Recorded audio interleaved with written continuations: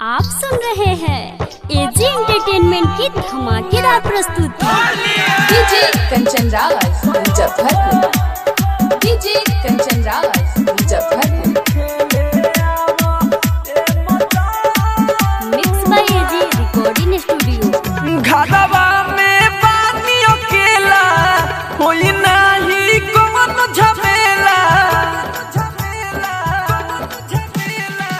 घरवा में पानी अकेला होई नाही कौन झमेला।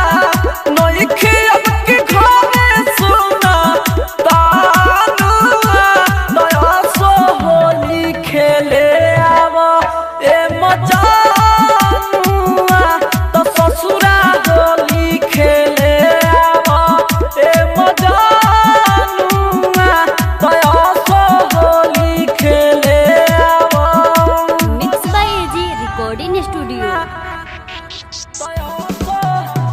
DJ Kanchan Raj Muzaffarpur, DJ Kanchan Raj Muzaffarpur. फागुन बेयाद बहे दहिया लसियाता, कैसे बोल होली में बरदास करी हो। जल दिस आजा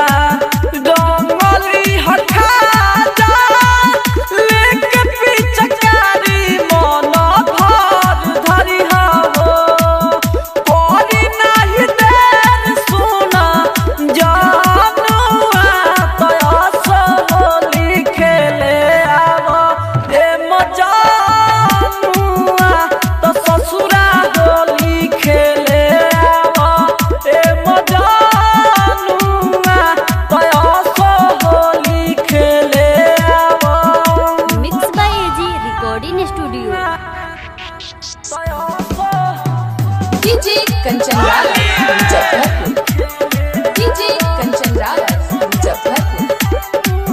निखिल हबे दर्दी सुना तोहरे प्रयास बा, होलिया में चलिया पूरा सुखले बाटे हो।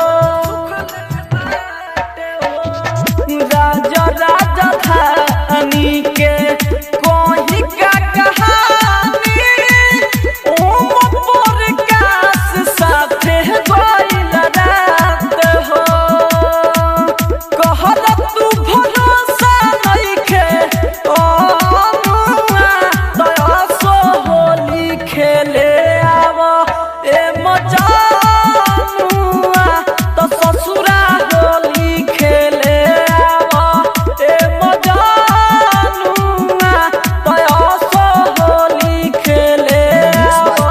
एजी रिकॉर्डिंग रोशनपुर सपहा।